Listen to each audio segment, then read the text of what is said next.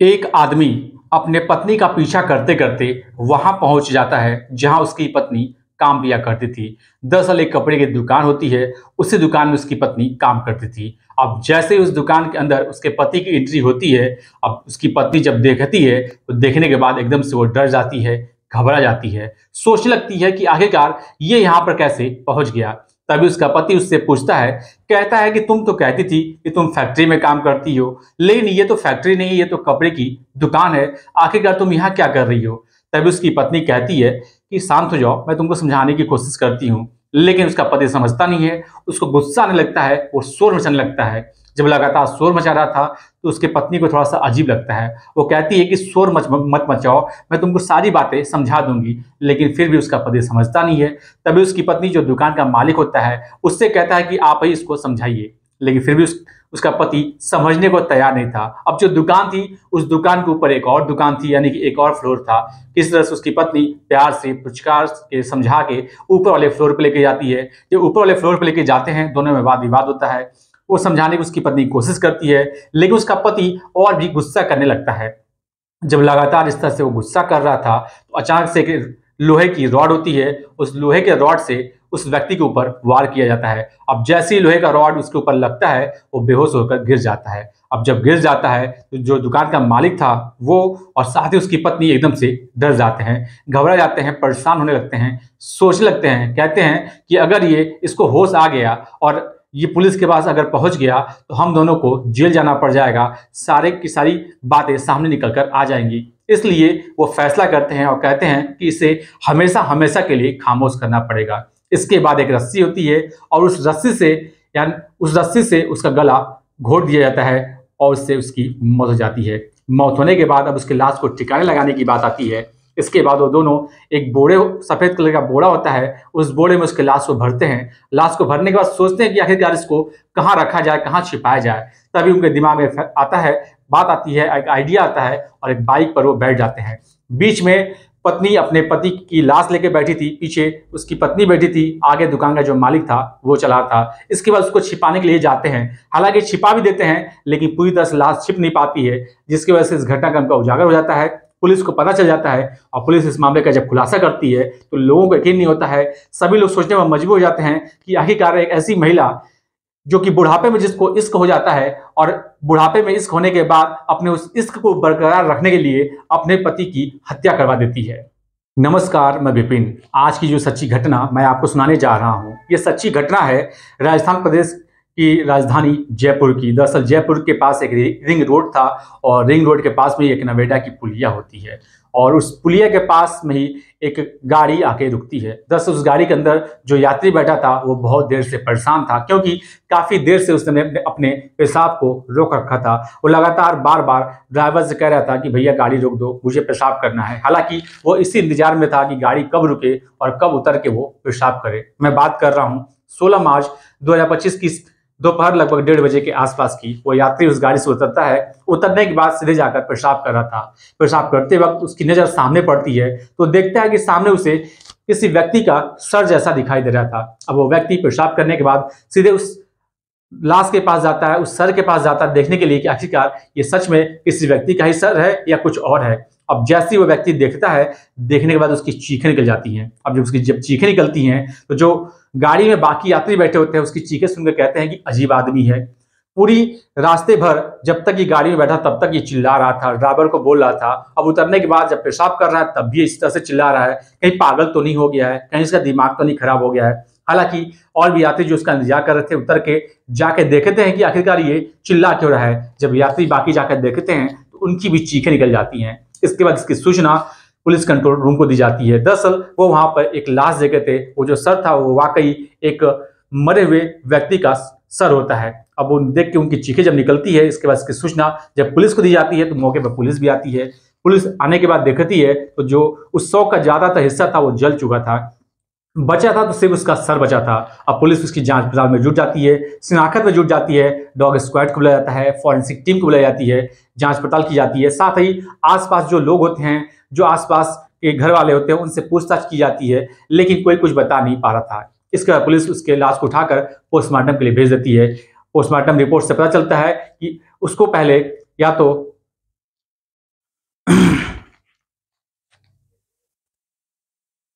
नमस्कार, मैं विपिन। आज की जो सच्ची घटना मैं आपको सुनाने जा रहा हूँ, ये सच्ची घटना है।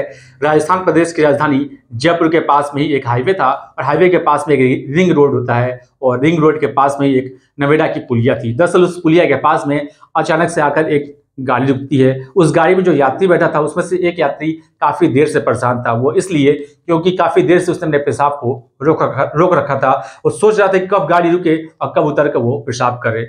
मैं बात कर रहा हूँ 16 मार्च 2025 की दोपहर लगभग 1:30 बजे के आसपास की। अब गाड़ी रुकती है, वो यात्री उसमें से उतरता है और सीधा पेशाब करने जाता है। जब वो पेशाब कर रहा था उसी दौरान उसकी नज़र सामने पड़ती है तो देखता है कि सामने उसे किसी आदमी का सर जैसा दिखाई दे रहा था। अब उसको जानने के लिए वो बेकाबू हो जाता है कि आखिरकार क्या ये सच में किसी व्यक्ति का सर है या कुछ और है। वो देखने जब जाता है तो देखने के बाद उसकी चीखें निकल जाती हैं। अब जब चिल्ला रहा था तो गाड़ी में जो बाकी यात्री बैठे थे वो सोचने लगते हैं, कहते हैं कि अजीब आदमी है, पूरे रास्ते भर ऐसे चिल्ला रहा था, ड्राइवर को बोल रहा था। अब जब पेशाब करने गया तब भी चिल्ला रहा है, चीख रहा है, कहीं पागल तो नहीं हो गया है। लेकिन फिर भी बाकी यात्री भी देखने जाते हैं कि आखिरकार क्या बात है, क्यों चिल्ला रहा है। जब वो यात्री जाकर वहां देखते हैं तो उनकी भी चीखें निकल जाती हैं। दरअसल उसने एक लाश को देखा था। जो सर था वो वाकई एक आदमी का सर होता है। उस 100 का ज्यादातर हिस्सा जो था वो जल चुका था। इसके बाद इसकी सूचना पुलिस कंट्रोल रूम यानी कि 112 नंबर पर दी जाती है। 112 नंबर की पुलिस आती है, इस थाने की पुलिस भी आती है। आने के बाद उस लाश को देखती है। हालांकि प्रथम दृष्टया देखने से ये लग रहा था कि पहले तो उस लाश उसको मारा गया, उसकी हत्या की गई है। इसके बाद उसे लाकर जलाने की कोशिश की गई थी, लेकिन पूरी तरह से बॉडी जल नहीं पाई थी। इसके बाद डॉग स्क्वाड को बुलाया जाता है, फॉरेंसिक टीम को बुलाई जाती है, उस लाश की शिनाख्त की जाती है, उसके बारे में जानकारी जुटाई जाती है। हालांकि आसपास के लोगों से भी पुलिस पूछती है, लेकिन कुछ अता पता नहीं चल पाता है। इसके बाद उसके शव को पोस्टमार्टम पे भेज दिया जाता है। पोस्टमार्टम रिपोर्ट से पता चलता है कि उसकी गला घोटकर हत्या की गई है। इसके बाद अब पुलिस उसके शिनाख्त के लिए सोशल मीडिया हो, अखबार हो, हर जगह ये सूचना वायरल कर देती है। जब सूचना वायरल होती है, अगला दिन निकलता है यानी कि 17 मार्च 2025 की मैं बात कर रहा हूँ। एक सांगानेर का रहने वाला लड़का होता है जिसका नाम होता है देवीलाल। वो सीधे थाने पहुंचता है। थाने पहुंचने के बाद कहता है कि हमें एसएचओ साहब से मिलनी है। हालांकि जो वहाँ पुलिसकर्मी होते हैं वो कहते हैं कि एसएचओ साहब ज़्यादा बिजी हैं, क्या बात है आप हमें बताइए। लेकिन लड़का जिद पे आ जाता है, कहता है कि नहीं, मुझे एसएचओ साहब से मिलनी है, मैं एसएचओ साहब को ही सारी बातें बताऊंगा। हालांकि किस तरह से उसकी एसएचओ साहब से मुलाकात होती है तभी वो कहता है एसएचओ साहब, मेरे एक चाचा है, मैं सांगानेर से आया हूँ, जिनकी उम्र 40 साल के आसपास होगी, जिनका नाम धन्ना लाल है। वो 15 मार्च 2025 की शाम लगभग 4 बजे घर से बाहर निकले थे किसी काम से, लेकिन वो वापस नहीं आए। ऐसी कोई जगह नहीं है जहां मैंने उनकी तलाश नहीं की, लेकिन उनका कुछ अता पता नहीं चला। साथ ही उनके मोबाइल पर जब मैं फ़ोन कर रहा हूं तो उनका फ़ोन भी स्विच ऑफ आ रहा है। उन्हें ढूंढने में हमारी मदद कर दीजिए। अब थानेदार जो था वो सोच लगता है कि यार अभी तो एक लाश को लेकर हम लोग परेशान हैं कि आखिरकार ये किसकी लाश है, इधर ये और मामला आ गया, अब क्या करूं। तभी एक सिपाही आता है, कहता है कि साहब जो लाश मिली है, जो उसकी जो फोटो है, क्यों ना उसको दिखाए, हो सकता है कहीं ना कहीं इसके वो चाचा निकल जाएं। अब थानेदार कहता है कि हमारे पास कुछ फोटोग्राफ्स हैं, मैं तुमको दिखाता हूं, देखो कहीं हो सकता है कि तुम्हारे ये चाचा ना हो। जैसे ही फोटोग्राफ्स देखता है देवीलाल, देखने बाद वो जोर जोर से चिल्लाने लगता है, रोने लगता है। अब पुलिस समझ जाती है कि यही इसके चाचा है। हालांकि पुलिस को भी सूचना मिल जाती है, पुलिस को भी पता चल जाता है कि जितने देर से ये इस लाश के लिए लोग परेशान थे कि आखिरकार ये लाश किसकी है, आखिरकार इससे ये सूचना मिल जाती है कि ये लाश इसके चाचा की है, धन्ना लाल की है। इसके बाद पुलिस उसके बारे में जानकारी जुटाती है कि आखिरकार क्या मामला, ये कौन है। तभी वो बताता है कि ये सब्जी मंडी में सब्जी बेचने का काम करते हैं। इसके बाद ये 15 मार्च 2025 की शाम ये गए थे, इसके बाद ये वापस आए नहीं हैं। जब उनके बारे में पता करने की कोशिश करती है कि इनका घर कहाँ है, इनके कितने बच्चे हैं, कौन कौन परिवार में है, तभी वो लड़का बताता है, कहता है कि इनकी पत्नी जिनका नाम गोपाली देवी है, इनके 4 बच्चे हैं, एक बेटा है, 3 बेटी है, उसमें से एक बेटी की शादी हो चुकी है। अभी जो है इनकी पत्नी 2 बेटी और 1 बेटे के साथ घर पे ही है। तो इसके बाद उसके परिवार वालों को सूचना दी जाती है, उसके खानदान वालों को सूचना दी जाती है। अब पूरे परिवार वाले, खानदान वाले सब के सब मॉर्चरी हाउस में पहुंचते हैं। जाने के बाद जब लाश देखते हैं तो उनका रो रो का बुरा हाल हो जाता है। सबसे ज़्यादा कोई रो रहा था तो उसके बच्चे रो रहे थे, उसकी पत्नी गोपाली देवी रो रही थी। ये कह रही थी कि हम लोग इनको काफ़ी दिन से इनकी तलाश कर रहे थे, लेकिन अब इनका कुछ अता पता नहीं चला था, और मिले भी तो इस रूप में मिले। अब हम लोग किसके सहारे रहेंगे, कैसे जिएंगे। जब इस तरह से कहकर वो लगातार रो रही थी तो पुलिस वाले उसको सांत्वना देते हैं, कहते हैं कि आप शांत हो जाइए, परेशान मत होइए, हम लोग जल्द से जल्द इस घटना का खुलासा करेंगे और आरोपी को छोड़ा नहीं जाएगा, जरूर से हम गिरफ्तार कर लेंगे। अब पुलिस इस मामले की जांच पड़ताल में जुट जाती है। 3 टीमें गठित की जाती हैं। जिस जगह पे घटना हुई थी उस घटना के आसपास के जितने भी सीसीटीवी कैमरे थे सबको खंगाला जाता है। तो पता चलता है कि एक बाइक थी, उस बाइक पर एक आदमी बैठा हुआ है, पीछे एक औरत बैठी हुई है और बीच में कुछ भारी सा वस्तु रखकर वो लगातार वो बाइक चक्कर लगा रही थी। अब पुलिस के लिए उस संदिग्ध हो जाता है कि आखिरकार ये बाइक किसकी है, ये क्यों चक्कर लगा रहा है, कहीं रास्ता भटक गए हैं या कुछ और मामला है। हालांकि पुलिस जब पता करने की कोशिश करती है तो पता चलता है कि एक श्री श्याम फैशन नाम की दुकान है जिसके मालिक का नाम दीनदयाल कुशवाहा होता है, उसकी ये बाइक है। अब पुलिस उसके पास जाती है, उससे पूछती है, जब उससे बातचीत करती है कि तुम्हारी ये जो बाइक थी ये क्यों बार बार चक्कर लगा रही थी, जो पीछे महिला बैठी थी ये कौन थी, जो बीच में वस्तु रखे थे वो क्या था।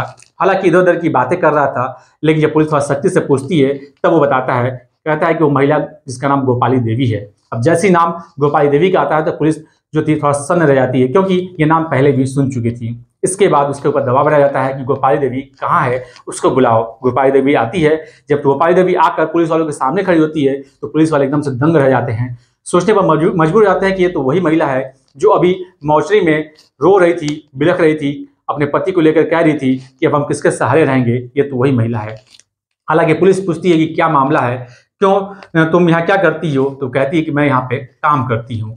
जब पुलिस लगातार सवाल पर सवाल करने लगती है तो सवाल का जो जवाब था सही सही जब नहीं मिल पाता है तो पुलिस को थोड़ा शक होता है। अब पुलिस सख्ती से पूछती है, कहती आखिरकार मामला क्या है। तब उसकी पत्नी बताती है, कहती है कि 5 साल पहले की ये बात है, उसकी मुलाकात दीनदयाल कुशवाहा से हो जाती है। जब दीनदयाल कुशवाहा से होती है तो पहली नजर में ही एक दूसरे को पसंद करने लगते हैं। उसके बाद इतना ज़्यादा प्यार हो जाता है, जैसे लग रहा था कि पति पत्नी होते हैं वैसे ही रहने लगते हैं। इन दोनों के बीच में संबंध भी बनते हैं, ऐसा दावा किया जाता है। इसके बाद एक दिन जो दीनदयाल कुशवाहा होता है वो इससे कहता है गोपाली देवी से कि क्यों ना तुम मेरे ही दुकान पे आके काम करो। अब इसके बाद उसके दुकान को काम करने लगती है। जो उसका पति था धन्नालाल, उसकी उम्र 40 साल थी, वो सब्जी मंडी में सब्जी बेचने का काम किया करता था।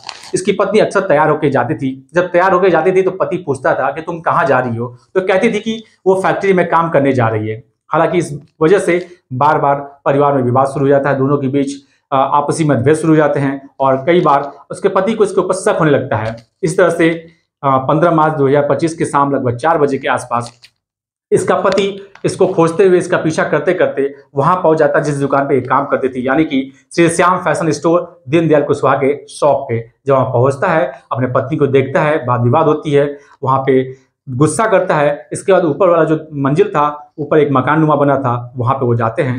जाने के बाद इसी रॉड से इसके ऊपर वार किया जाता है। इसके बाद ये बेहोश होकर गिर जाता है। अब जो दुकान का मालिक होता है और जो इसकी पत्नी थी, इसको रास्ते से हटाने के लिए सोचते हैं कि अगर ये रास्ते से इसको नहीं हटाएंगे तो फिर हम लोग दोबारा मिल नहीं पाएंगे और पुलिस के पास जाएगा, सारी बातें बता देगा, तो हम लोग को शायद जेल भी जाना पड़ सकता है। इसके बाद उसको हमेशा हमेशा के लिए खामोश कर देते हैं। अब जब उसके लाश पर ठिकाना लगाते हैं तो पूरी तरह से ठिकाना नहीं लगा पाते हैं और पुलिस को इसके बारे में पता चल जाता है, जिसके बाद से पुलिस इन दोनों को गिरफ्तार कर लेती है। इस मामले का, इस घटना का खुलासा होता है और लोगों को पता चलता है तो लोगों को यकीन नहीं होता है कि एक महिला बुढ़ापे में अपने से 10 साल छोटे व्यक्ति से इश्क कर बैठती है और अपने ही पति की हत्या कर देती है। हालांकि ये जो घटना थी अभी मेरठ के जो मुस्कान रस्तोगी अपने प्रेमी साहिल शुक्ला के साथ मिलकर जिस तरह से अपने पति सौरभ राजपूत की हत्या की थी उससे मिलता जुलता ये घटना है।